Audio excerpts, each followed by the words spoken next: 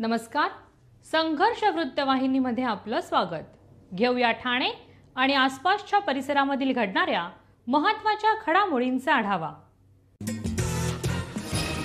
काँग्रेसच्या राजवटीत इंदिरा गांधी पंतप्रधान असताना लागू करण्यात आलेल्या आणीबाणीचा भारतीय जनता युवा मोर्चाच्या वतीने मॉक पार्लमेंटच्या सादरीकरणातून तीव्र शब्दात निषेध व्यक्त करण्यात आला आहे. भारतीय जनता युवा मोर्चाच्या ठाणे आणि कोकण विभागाच्या माध्यमातून काँग्रेसच्या काळातील लागू करण्यात आलेल्या आणीबाणीमधील घटनांच्या विरोधामध्ये संसदीय चर्चात्मक बैठक आयोजित करण्यात आली होती. युवा मोर्चा महाराष्ट्र प्रभारी आमदार विक्रांत पाटील, युवा मोर्चाचे प्रदेशाध्यक्ष अनुप गोरे, युवा मोर्चाचे महामंत्री निखिल चव्हाण यांच्या मार्गदर्शनाखाली ठाणे आणि कोकण विभाग मॉक पार्लमेंट संयोजक कॅप्टन पराग पातकर यांच्या नेतृत्वाखाली ठाण्याच्या वर्तकनगर येथील भाजपाच्या विभागीय कार्यालयात पार पडली. या पार्लमेंटमध्ये आणीबाणीच्या काळातील घटनांवरती चर्चा निवेदनाद्वारे सादर करण्याबरोबरच युवा मोर्चा पदाधिकाऱ्यांनी त्यावेळी झालेली खदखद संताप व्यक्त केलाय. आणीबाणी लागू करण्यात आलेल्या 25 जून हा काळा दिवस पाळण्यात आला. त्याबाबत प्रतिकात्मक संसदेच्या सभागृहात चर्चा झाली आणि त्याबाबतचा ठराव देखील मंजूर करण्यात आला. आणीबाणीच्या कालावधीत कारावास भोगलेल्या नागरिकांचा सत्कार आमदार संजय केळकर, प्रदेश सरचिटणीस माधवी नाईक, आमदार निरंजन डावखरे, ठाणे जिल्हा भाजप अध्यक्ष संदीप लेले यांच्या हस्ते करण्यात आला. या प्रतिकात्मक पार्लमेंटमध्ये उत्कृष्ट संसदपटू म्हणून तेजस लाड, द्वितीय संसदरत्न म्हणून राघवीर वाजपेयी आणि रोहित कलवार यांना तृतीय उत्कृष्ट संसदपटू म्हणून उपस्थित मान्यवरांच्या हस्ते सन्मानित करण्यात आलं.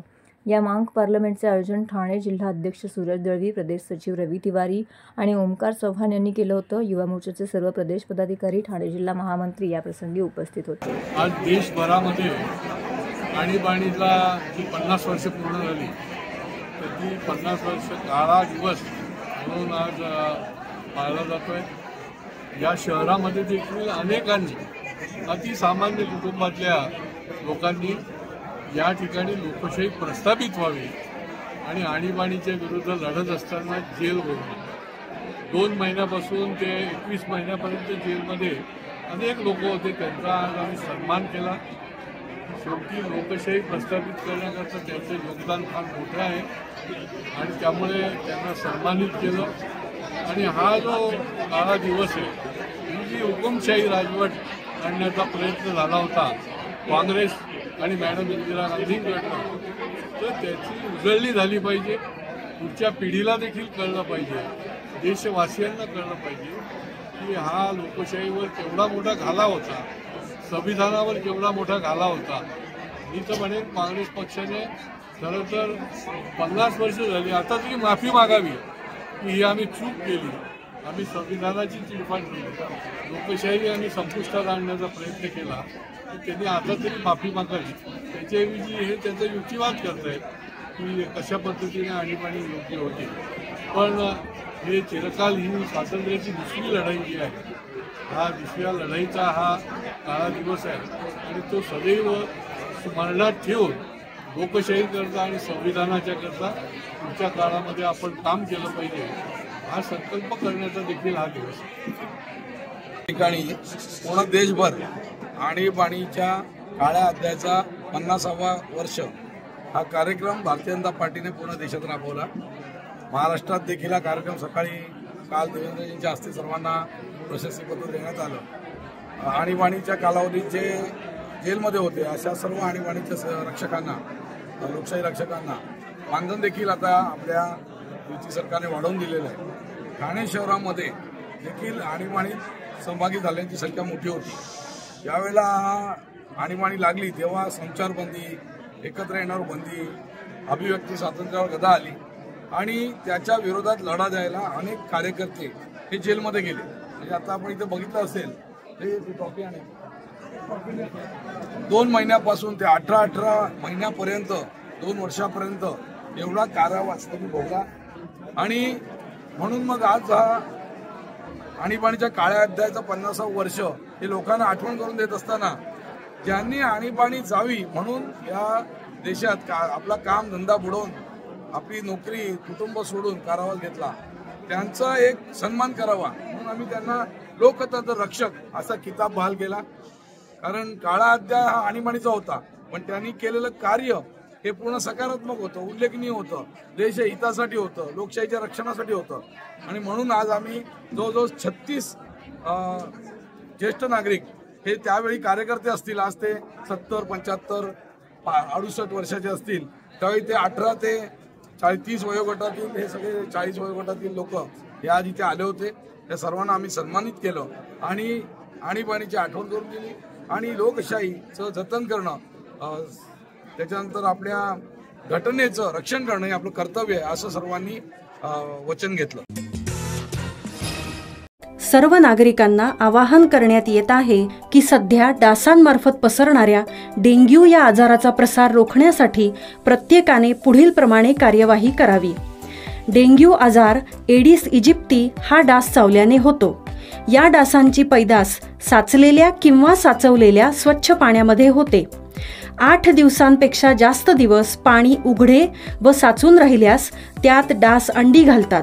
अंड्यांच्या अळ्या तयार होऊन पुढे डास तयार होतात. यासाठी आपल्या घरातील पाणीसाठे उदाहरणार्थ बॅरल्स, पिंपे, टाक्या, हौद, रांजणे इत्यादी दर आठवड्याला रिकामे करून घासून पुसून कोरडे करून पुन्हा भरावे. 1 दिवस कोरडा दिवस म्हणून पाळावा. पाणी साठ्यांना घट्ट झाकणे बसवावीत किंवा जुनी साडी, चादर, धोतर यांनी बांधून झाकून ठेवावीत, म्हणजे डास त्यात जाऊन अंडी घालणार नाहीत. घराच्या गच्चीवर, आजूबाजूला, अंगणात कोठेही पाणी साचू देऊ नये. भंगार सामान उघड्यावर टाकू नये. उदाहरणार्थ टायर्स, प्लास्टिक सामान, कुंड्या, टाकाऊ वस्तू इत्यादी. अशा सामानात पावसाचे पाणी साठून त्यात डेंग्यूच्या डासांची पैदास होते. घरातील कूलर्स, फ्रीजच्या पाठीमागील ट्रे हे देखील वेळोवेळी कोरडे करावेत. लक्षात ठेवा, नुसत्या फवारणीने डास घनता कमी होत नाही, तर त्यासाठी डास पैदास ठिकाणे नष्ट करणे ही आपल्या सर्वांची जबाबदारी आहे. कोणताही ताप अंगावर न काढता जवळच्या शासकीय रुग्णालयात मोफत औषधोपचार घ्या. अशा प्रकारे नागरिकांनी सहकार्य केल्यास डेंग्यूचा प्रसार रोखणे सहज शक्य आहे.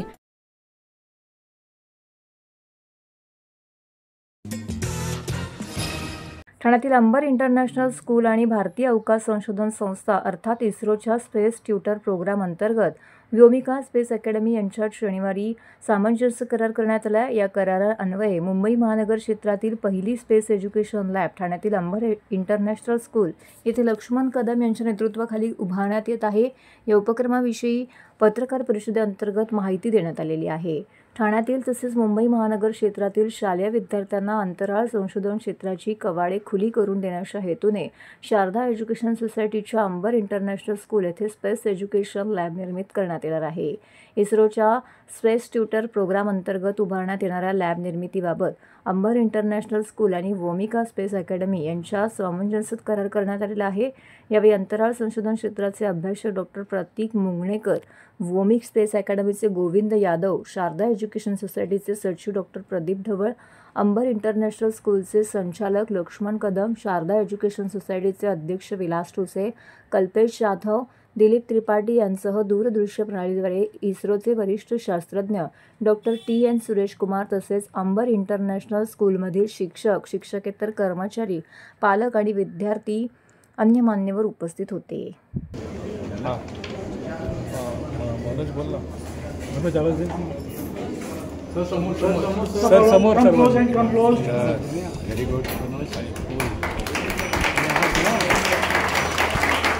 Artificial intelligence, virtual reality, augmented reality, space science, space technology, astronomy, 3D printing, robotics, CAD/CAM modeling, अशा एअरक्राफ्ट, ड्रोन मेकिंग, ह्या सगळ्या लेटेस्ट टेक्नॉलॉजीजचं हँड्स ऑन ट्रेनिंग तुम्ही आता बघता. नेहरू सायन्स सेंटर आणि अशा बरेच ऑडिटोरियम्स आहेत, म्युझियम्स आहेत, पण तिथे मुलांना पाहायला मिळतं.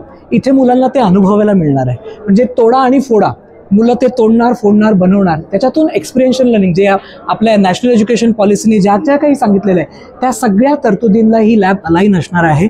आणि मुलं ॲक्च्युअल रॉकेट बनवून ते आपण लॉन्चसुद्धा करू, असा पण एक उपक्रम आहे. त्यानंतर फक्त ॲक्टिव्हिटीज आणि प्रोजेक्ट बेस न राहता इस्रो अप्रूव्ड सिलेबसेस, तुमच्या प्रश्नाचं उत्तर आहे, 1ली ते 5वीच्या मुलांचं, 6वी ते 10वी, 6 to 8, 8 to 10, 11, 12, graduate, under graduate असे इस्रो अप्रूव्ड कोर्सेस आपण लॉन्च करणार आहोत. ते कोर्सेसमधून ॲक्च्युअल इस्रोशी आपण टायअप करून त्यांना मुलांना विधिवत त्याचं प्रशिक्षण आणि सर्टिफिकेट प्रोग्राम्स पण आपण देणार आहोत शारदा एज्युकेशन सोसायटी आणि ॲम्बर स्कूलच्या माध्यमातून. सो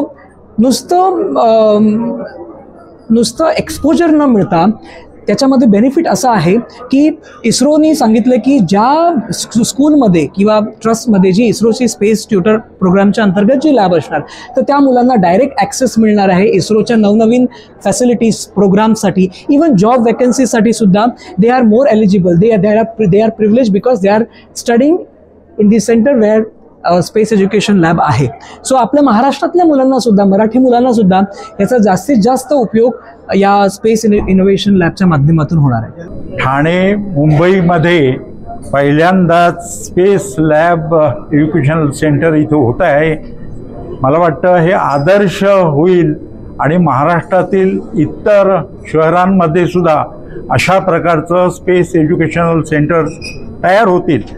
आणि इस्रो जी प्रगती करत आहे, अंतराळ क्षेत्रामध्ये भारत जी प्रगती करत आहे ती प्रगती प्रत्येक नागरिकापर्यंत जाईल आणि प्रत्येकाला अभिमान वाटेल आपल्या इस्रोच्या कार्याचं. आपले गगनयान आता लवकरच इस्रो अंतराळात सोडणार आहे. अंतराळ यात्री राकेश शर्मा आणि सुधांशू आपण पाहतो अंतराळ यात्री गेलेले आहेत. भारत हा कमी नाही. ज्या देशामध्ये जे धान्य पिकायचं ते जनतेला पुरत नव्हतं, साधी सुई निर्माण होत नव्हती स्वातंत्र्यपूर्व काळात, आणि आज भारत हा स्वयंपूर्ण झालेला आहे. अंतराळ क्षेत्रामध्ये प्रगती करतो आहे आणि प्रत्येकाला याचा अभिमान वाटला पाहिजे. आणि यासाठी ठाणे मुंबईमध्ये हे जे स्पेस एज्युकेशनल सेंटर होत आहे याचं मी अभिनंदन करतो. शारदा एज्युकेशन सोसायटी गेली अनेक वर्षे शिक्षण क्षेत्रात काम करत आहे. गेले अनेक दिवस आम्हाला वाटत होतं की अशा प्रकारचं रिसर्च सेंटर इथे सुरू व्हायला पाहिजे की जेणेकरून अगदी लहान वयातच मुलांवरती ते संस्कार होतील आणि ज्या संस्कारातनं मुलं कुठे स्पेसकडे किंवा ह्या सगळ्या रिसर्चकडे मुलं जातील. नवीन एज्युकेशन पॉलिसीप्रमाणे काळाची गरज लक्षात घेऊन शारदा एज्युकेशन सोसायटीने हे सुरू केलेलं पहिलं पाऊल आहे. मला असं वाटतं की महाराष्ट्रामधले तिसरं सेंटर असावं. दुसरं सेंटर आहे की जिथे तरुण अगदी सायंटिस्ट म्हणून प्रतीक मुंगेकर हे या सगळ्याची जबाबदारी यांनी घेतलेली आहे की ज्याचा बायोडेटाच आपल्याला थक्क करणार आहे.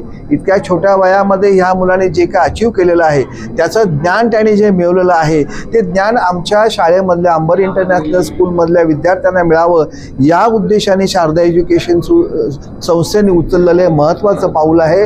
आणि म्हणून ठाणे शहराला आजूबाजूच्या सगळ्या ठाणे शहराच्या आजूबाजूला असणाऱ्या सगळ्या या फील्डमध्ये काम करणाऱ्या विद्यार्थ्यांसाठी आता एक जवळचं आपलं स्वतःचं असं सेंटर होईल ज्याच्यामध्ये अगदी रोबोटिकपासून आर्टिफिशियल इंटेलिजन्सपासून ड्रोन तयार करण्यापासून अगदी रॉकेट तयार करण्यापर्यंतचं शिक्षण इथे दिलं जाईल. शास्त्रशुद्ध पद्धतीने इथे शिक्षण दिलं जाईल. त्यामुळे शारदा एज्युकेशन सोसायटीच्या वतीने या सगळ्या टीमचं इस्रोवरनं आलेल्या सगळ्या टीमचं मी मनापासून स्वागत करतो. धन्यवाद.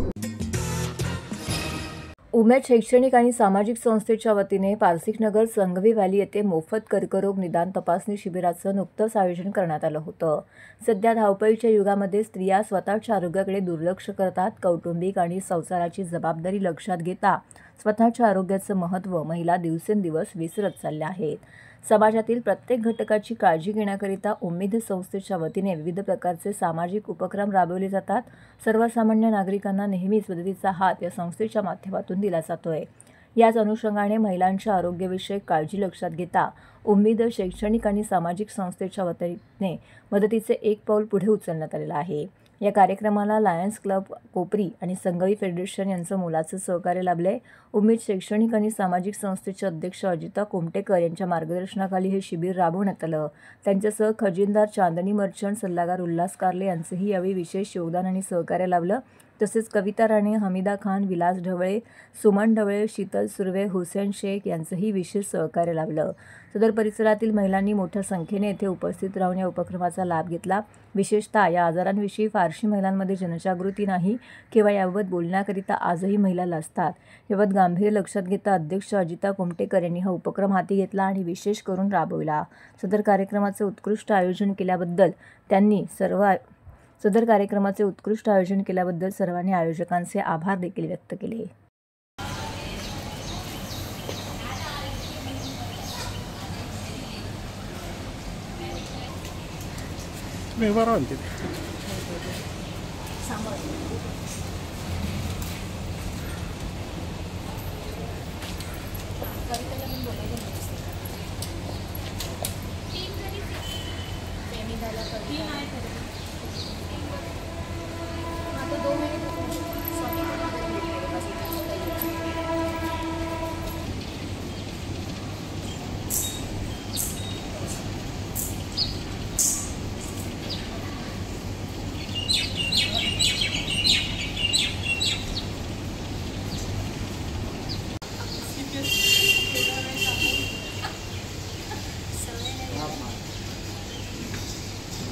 ओमी तुला फोटो काढले तो करताना इथे चालेल ना. हो हो आता ओमी कुलकर्णी चालेल चालेल काय नाही. मी ते काय नाव नाही जे आहे ते टाकलं हे लग्नाच्या आधीचं नाही नाही ओमी कुलकर्णी टाकतेच.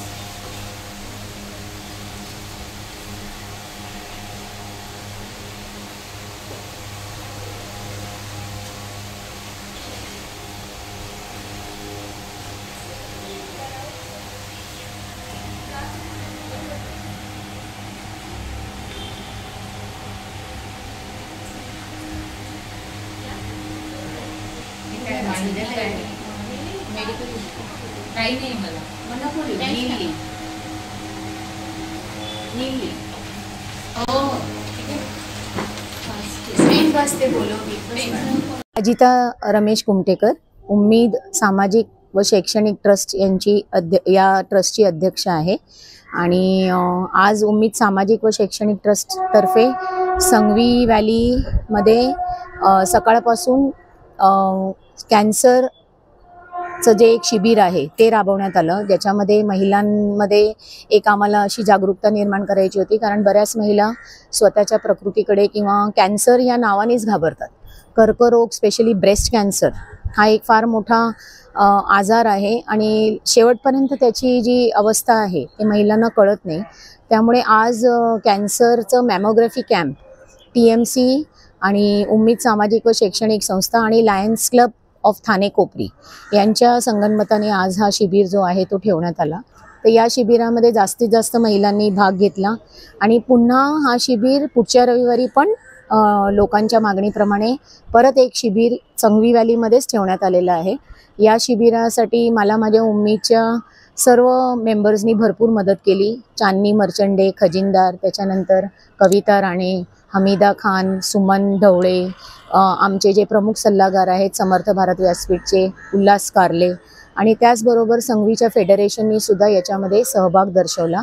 अर्जुन पाटील साहेब, गोरुले साहेब, आमचे स्वतःचे कॉलनीचे म्हणजे माझ्या A1 A2चे जे सेक्रेटरी आहेत प्रसाद सरफरे, असं सर्वांच्या मदतीने सर्वांच्या सहकार्याने हे शिबिर आम्ही राबवलेलं आहे. उम्मीद अशाच पद्धतीने बरेच सामाजिक काम मागील 3 वर्ष करते. उम्मीद सामाजिक व शैक्षणिक संस्थेचं ध्येय आहे की जास्तीत जास्त लोकांपर्यंत पोचायचं आणि जास्तीत जास्त समाजसेवा करून लोकांचं जेवढं भलं करता येईल किंवा लोकांसाठी जेवढं आम्हाला काम करता येईल तेवढं करण्याचं ही आमची प्रचंड इच्छा आहे. नमस्कार, मी कविता राणे, उम्मीद संस्थेची एक मेंबर. आज ह्या संस्थेच्या आमच्या संस्थेच्या मार्फत म्हणजे उम्मीद संस्थेच्या मार्फत कर्करोग शिबिर राबवला गेला आणि त्याच्यात ब्रेस्ट मेमोग्राफी आम्ही हे राबवलेलं आहे. मेमोग्राफी हा रिपोर्ट जर बाहेर काढायला गेलो तर सामान्य माणसाला, गरीब माणसांना तो परवडत नाही. म्हणून आम्ही तो खास मेमोग्राफी हा रिपोर्ट महिलांचा निघावा. कारण ब्रेस्ट कॅन्सरचं कसं आहे की ब्रेस्ट कॅन्सरचं निदान लवकर होत नाही, खूप उशिरा निदान होतं आणि त्यामुळे आपल्या हातातून ती परिस्थिती निघून गेलेली असते आणि महिला समोरून ते ब्रेस्ट कॅन्सरचं चेकअप करायलाही जात नाही. त्याच्यामुळे आम्ही हा एक कार्यक्रम आम्ही घेतलेला आहे. आम्ही एक शिबिर हे घेतलेलं आहे.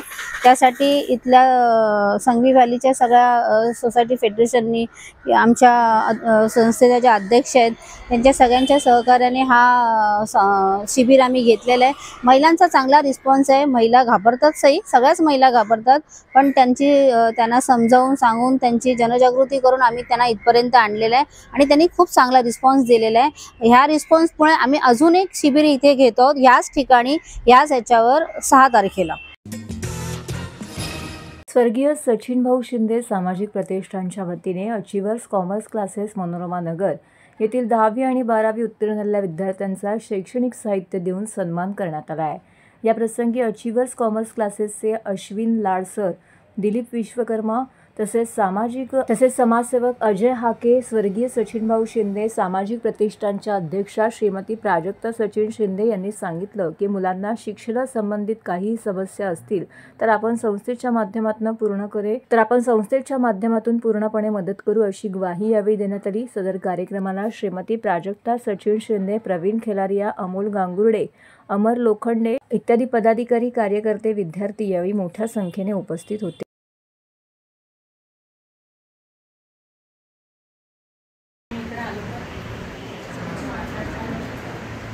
असं वाटलं कोणीतरी आपली दखल घेतलेली आहे, आपल्याला बक्षीस मिळणार आहे.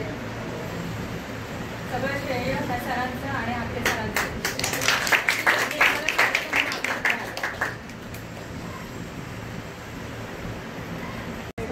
स्वर्गीय सचिन भाऊ शिंदे जे आहेत ते ठाण्याचे काँग्रेसचे प्रवक्ते आणि सरचिटणीस होते.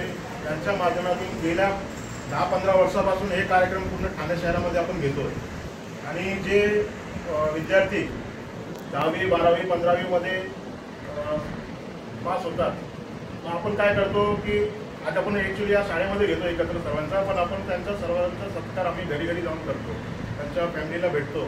त्यांना काय पुढे काय मदत लागत असेल तर सचिन दादाच्या मार्फत आपण भरपूर 10 वर्षापासून हे कार्यक्रम घेतो आणि त्यांची मदत पण होतो. विद्यार्थ्यांची मदत केली, आर्थिक मदत असू द्या किंवा त्यांच्या ॲडमिशन रिलेटेड काय असेल प्रॉब्लेम ते सचिन दादांनी नेहमी सॉल्व्ह केलेली आहे. आज सचिन दादांना लास्ट इयर त्यांचा मृत्यू झाला, ते आमच्यामध्ये नाही आहेत, पण त्यांची संकल्पना चालू असली पाहिजे. त्यामुळे वहिनींनी हे ठरवलं, आम्ही सर्वांनी ठरवलं की सचिन दादाच्या नावाने संस्था स्थापन करायची. म्हणून आम्ही स्वर्गीय सचिन भाऊ शिंदे सामाजिक प्रतिष्ठान ही संस्था स्थापन केलेली आणि या वर्षीपासून आम्ही ही सुरुवात केलेली आहे अध्यक्षा श्रीमती प्राजक्ता शिंदे यांच्या माध्यमातून. आज सचिन दादा जर असते तर हे कार्यक्रम अजून मोठा उत्साहाने झाला असता, पण ते गेल्यानंतर पण हे कार्यक्रम आम्हाला राहायचं आहे. त्यांना पण ते जिथे असतील ते बघत असतील की त्यांचं नाव आम्ही अजूनपर्यंत सुरुवात केलं आणि त्यांचे जे चांगले काम आहे ते यापुढे आम्ही करत राहणार, या संस्थेच्या मार्फत आम्ही करत राहणार. आज या मार्फत मी तुम्हाला परत सांगतो की यापुढे जर तुम्ही सरांची संपर्कमध्ये आहात, पुढे काय विद्यार्थ्यांना काही जर गरज लागली तर बेझिझक त्यांना सांगा, ते आम्हाला सांगतील, ते आम्ही तुम्हाला 100% मदत करणार याची मी ग्वाही देतो. थँक्यू. तर हे होतं संघर्ष वृत्तवाहिनीचं आजचं बातमीपत्र. उद्या पुन्हा भेटू याच वेळी याच ठिकाणी ताज्या घडामोडींसह. तोपर्यंत नमस्कार.